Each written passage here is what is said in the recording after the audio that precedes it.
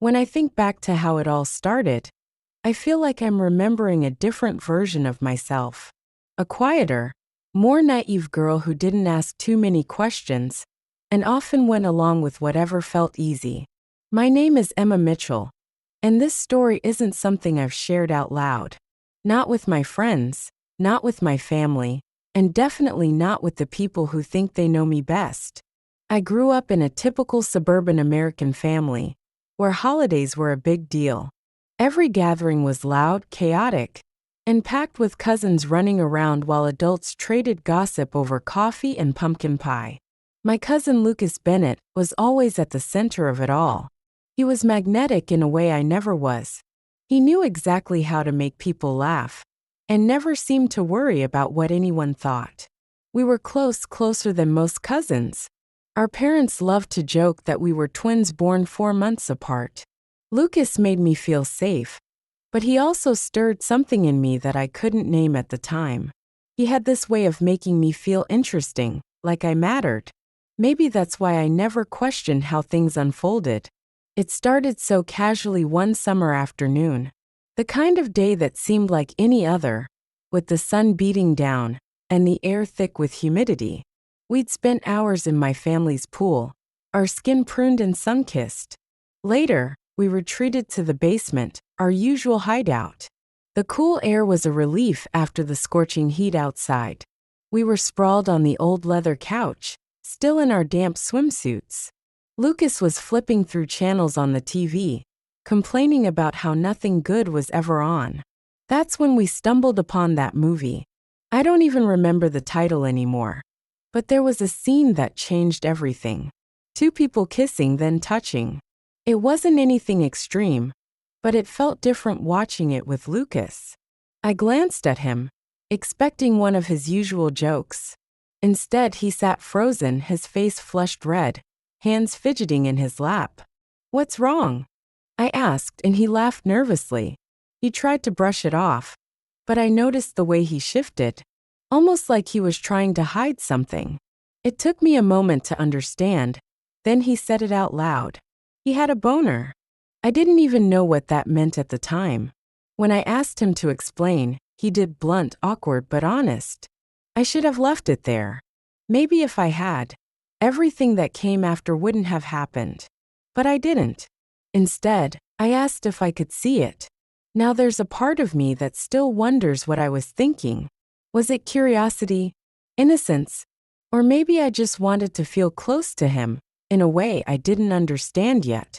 Whatever it was, Lucas didn't hesitate. He unzipped his shorts, and I remember staring, not knowing what I was supposed to feel. We told ourselves it was harmless, just messing around. Neither of us had ever been with anyone before. It felt safer exploring with each other than risking humiliation on with someone else. At first, it was just touching. He showed me how he did it, and I followed his lead. I didn't feel guilty at first. It felt more like a game, something private that only we knew about. But as time went on, it became harder to keep it in that box. The more we did, the less we could pretend it didn't mean anything. Looking back, I can't decide if it was the secrecy or the familiarity that made it so easy to keep going. Lucas wasn't a stranger. He wasn't someone I had to impress or pretend with. He already knew all my awkward quirks, and I knew his. That made it feel safe. But safe doesn't always mean right. Summer turned into fall, and our secret meetings became more frequent. Every family gathering became an opportunity. We'd sneak away to the basement, claiming we were playing video games. Sometimes we actually did play games, trying to maintain some semblance of normalcy. But more often than not, we'd end up touching, exploring. School started again, and Lucas was entering his senior year. He was the golden boy, captain of the baseball team, straight-A student. Everyone loved him, especially the girls. I'd watch them flirt with him in the hallways, feeling a mix of jealousy and shame. I was just a junior, still trying to figure out who I was. Most days I felt invisible at school, except when Lucas would catch my eye across the cafeteria. He'd wink, or give me that half smile that made my stomach flip. Our families remained oblivious to the change in our relationship.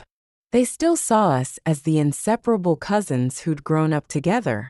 The dynamic duo, as they called us. If only they knew what happened behind closed doors. The guilt started creeping in slowly. It would hit me at random moments, during family dinners, church services, or late at night when I couldn't sleep. I'd lie awake, replaying everything in my head, wondering if I was broken for letting it happen, wondering if Lucas felt the same way. But he never seemed bothered by it. He had this way of making everything seem normal. "We're just helping each other out," he'd say with that easy smile. "It's not like we're hurting anyone."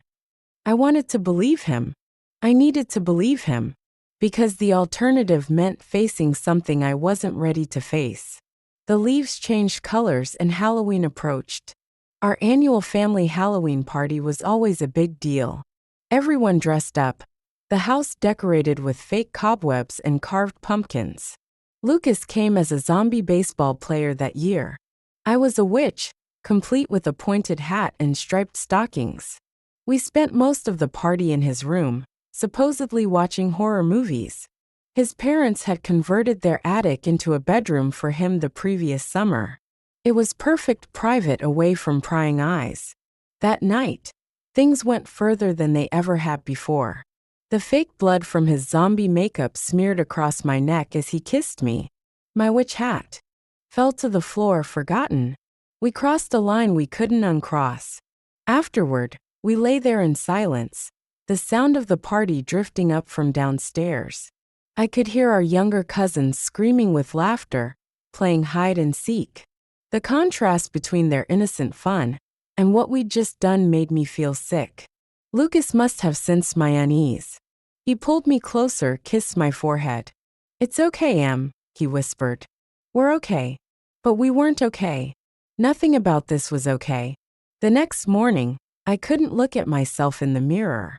I avoided Lucas at school for the next week. Made excuses when he tried to talk to me. But eventually, like always, I gave in. Because as wrong as it felt, being with Lucas was the only time I felt truly seen. The only time I didn't feel like the quiet, awkward girl who faded into the background. With him, I was someone else. Someone who took risks, who felt desired. Someone who mattered. Thanksgiving came and went. Then Christmas. Each holiday brought more opportunities for secret meetings. More chances to pretend we were just close cousins in front of everyone else. More moments of pleasure followed by crushing guilt. I started having nightmares about someone finding out. About our family's faces when they discovered our secret. The disappointment, the disgust, the shame. But still I couldn't stop. It was like an addiction. The more we did it, the harder it became to imagine not doing it. Lucas became my everything. My first kiss, my first time, my first love. Even though I knew he could never really be mine. Not in the way that mattered. Not in the way I was starting to want him to be. Winter turned to spring, and Lucas started getting college acceptance letters. He had his pick of schools. All of them wanted the star athlete with perfect grades. I tried not to think about what would happen when he left. About how empty my life would feel without our secret meetings. Without the one person who made me feel special. But reality had other plans. Change was coming, whether I was ready for it or not. And it arrived in the form of Jake Thompson. He transferred to our school in March. Tall, with kind eyes and a gentle smile.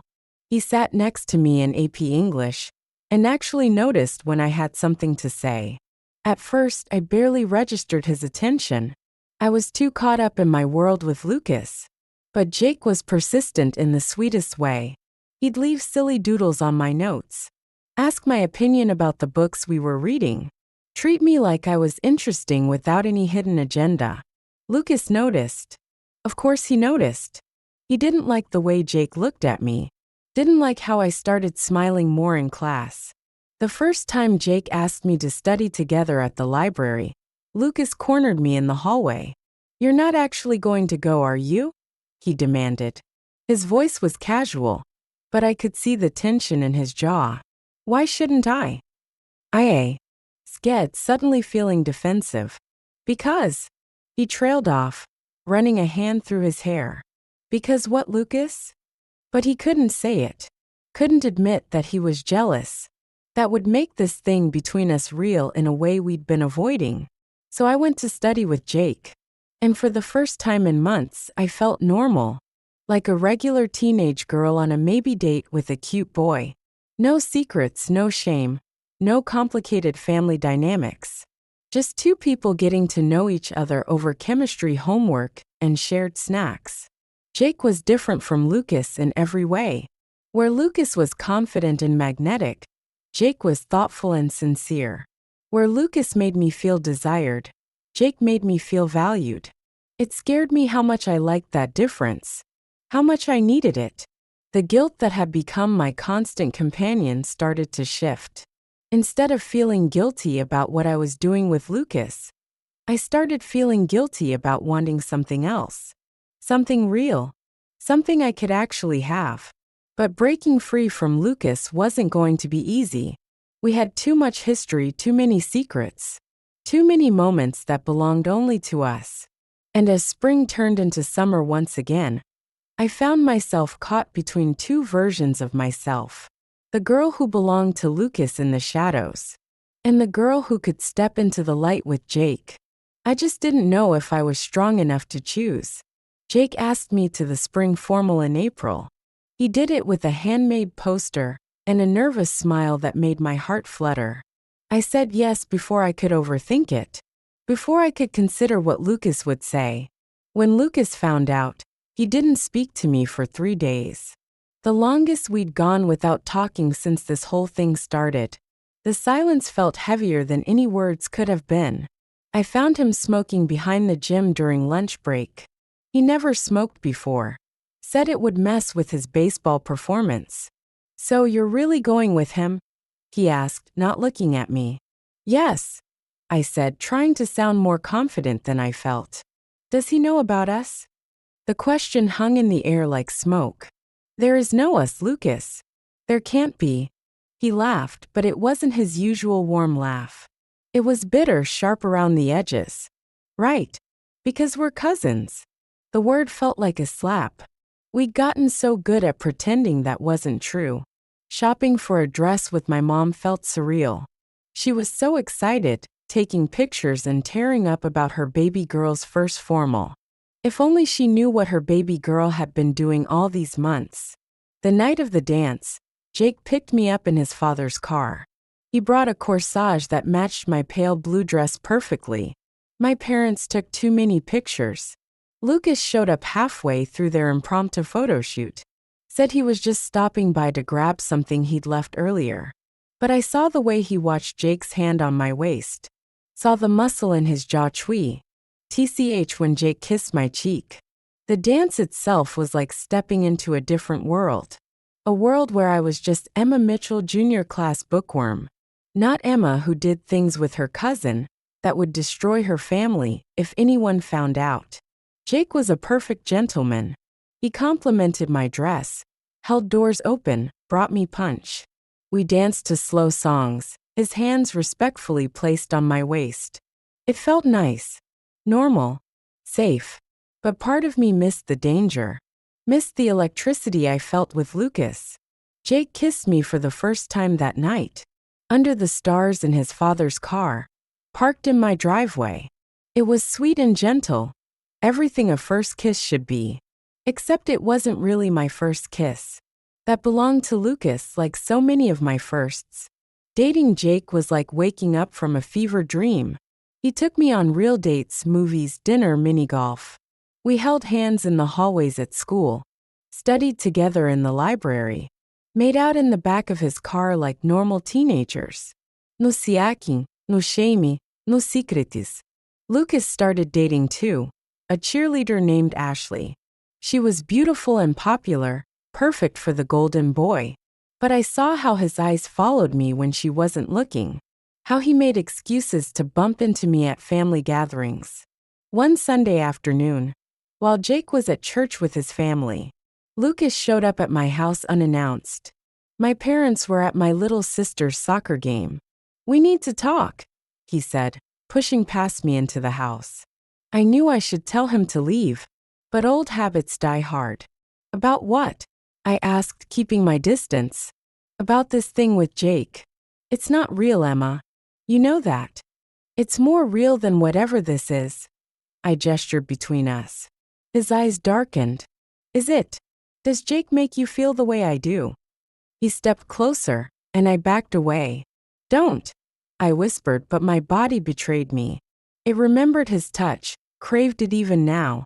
Tell me you don't miss this, he said, closing the distance. His hand cupped my face, thumb brushing my lower lip. Tell me you don't think about me when you're with him. I couldn't tell him that, because it would be a lie. What happened next was inevitable, like gravity, like breathing, like every bad decision that felt right in the moment. Afterward, the guilt was immediate and crushing. I ran to the bathroom and threw up. Lucas tried to comfort me, but I pushed him away. You need to leave, I said, not looking at him. Emma, please just go. He left, and I sat on the bathroom floor for hours, crying until I had no tears left. When Jake called that evening, I couldn't answer. I texted him that I wasn't feeling well. It wasn't exactly a lie. The next few weeks were torture. I avoided both Lucas and Jake as much as possible, made excuses to skip family dinners, told Jake I needed space to focus on finals, but I couldn't avoid graduation. Lucas was valedictorian, of course. He gave a speech about following your heart, about not letting fear hold you back. I watched from the audience, sitting between Jake and my parents, wondering if anyone else could hear the irony in his words. After the ceremony, during the party at his house, I found him alone in the kitchen. Congratulations, I said, keeping my voice neutral. He turned, and for a moment, I saw the old Lucas. The one who was just my favorite cousin, my best friend. Thanks, Em, he said softly. We stood there in awkward silence, the weight of everything between us pressing down. I'm sorry, he finally said. For the other day. For everything. I nodded, not trusting myself to speak. I'm leaving for college in August, he continued. Stanford. Full scholarship. Across the country. As far away as he could get. That's great, I said, and meant it. Maybe distance was what we needed. Maybe it would help us remember who we were supposed to be. Just cousins. Nothing more. Jake's a good guy, he said, surprising me. He is. He'll be good for you. The words seemed to cost him something. But they were true. Jake was good for me. He was everything Lucas couldn't be. Everything I needed to be better. To be whole again. The summer passed in a blur of college preparations and goodbyes. Lucas spent most of it with Ashley. I spent mine with Jake, trying to be the girlfriend he deserved. The night before Lucas left for Stanford, he texted me. Meet me at our spot? Our spot was the old treehouse in his backyard, where we used to hide as kids, where everything started to change. I shouldn't have gone, but I did. He was already there when I climbed up, sitting cross-legged on the wooden floor, looking younger somehow in the moonlight. Remember when we used to spend whole summers up here? He asked. I sat across from him, careful to maintain distance. Playing cards and reading comics, I said. Simpler times. We sat in silence for a while, just listening to the crickets and distant traffic. I love you, Emma, he finally said. The words hung between us like smoke. I know, I replied, because I did know, and because I couldn't say it back. Not anymore. I'm sorry I messed everything up, he continued. We both did, I said. He reached for my hand. One last time. I let him take it. One last time. Be happy, Em, he whispered. Then he let go. And just like that, our story started to end. Not with a bang, but with a quiet acceptance of what we'd been, of what we could never be. The next morning, I watched from my bedroom window as his parents loaded up the car. As he hugged everyone goodbye, he looked up at my window before getting in the car, raised his hand in a final wave. I waved back, tears blurring my vision. Then he was gone, taking our secrets with him, leaving me to figure out who I was without them. Without him, it was time to start over. To be the Emma I wanted to be, not the one who lived in shadows. Jake was waiting, patient and kind, ready to love me properly, in the light. And maybe, just maybe, I was finally ready to let him. 5 years passed like a dream. College, graduation, first job, all the normal milestones of growing up. Jake and I didn't last past freshman year. We tried long distance, but some things aren't meant to be. I dated other people, lived my life. Tried to forget about Lucas. But some memories don't fade, no matter how hard you try. I kept tabs on him through social media and family gossip. He graduated from Stanford with honors. Got a job at a prestigious tech company in San Francisco. Started dating Sarah Anderson, a lawyer he met at a charity event. She was beautiful, successful, and completely normal. Everything I wasn't. When the wedding invitation arrived, I almost threw it away. But my mother had already RSVP'd for the whole family. You have to come, she insisted. He's your cousin. That word still made me flinch. The wedding was set for June, at a vineyard in Napa Valley. I flew out early to help with preparations. Family obligation, they called it. Torture was more like it. Sarah was everything I expected, tall, elegant, put together. She hugged me warmly when we met. Lucas talks about you all the time, she said. You were so close growing up. If only she knew how close. The rehearsal dinner was the worst. Watching them practice their vows. Seeing him slip the ring on her finger. Hearing her promise to love him forever. I excused myself early, claiming jet lag. But Lucas found me later in the hotel bar. Couldn't sleep? He asked, sliding onto the stool next to me. 5 years hadn't changed him much. Still devastatingly handsome. Still able to make my heart skip with just a look. Something like that, I muttered, ordering another drink. We sat in silence for a while. The weight of unspoken words between us. Are you happy? I finally asked. Sarah's amazing, he said, but didn't answer my question. That's not what I asked. He turned to look at me then. Really look at me. Are you? I couldn't lie to him. Never could. I'm trying to be. His hand found mine under the bar. Familiar electricity shot through me. Emma, don't, I whispered. Please don't. But he was already leaning in. And I was already letting him. The kiss was like coming home. And burning it down at the same time. We ended up in my hotel room. Everything we'd tried to forget came rushing back. Every touch, every secret, every stolen moment. It was wrong. So wrong. But we couldn't stop. Didn't want to stop. Until morning came. Harsh and unforgiving. Reality crashed back like a tidal wave. Lucas got dressed in silence. I couldn't look at him. This can't happen again, he said. I know. I'm getting married tomorrow. I know that too. He paused at the door. I'm sorry. Then he was gone. I spent the morning throwing up. Guilt or hangover, I couldn't tell. Maybe both. The wedding was beautiful, of course. Sarah was radiant in white. Lucas looked happy mostly. I sat between my parents and smiled. Clapped at all the right moments. Pretended my heart wasn't breaking. Again. At the reception, Sarah pulled me aside. Thank you for being here, she said. It means so much to Lucas.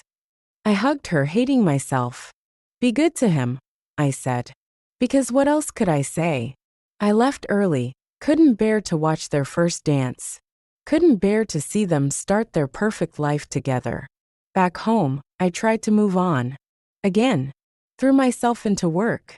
Started therapy. Learned to live with the guilt. Months passed. Then a year. Lucas and Sarah had a baby. A little girl with his eyes. I sent a gift but didn't visit. Some distances are better maintained.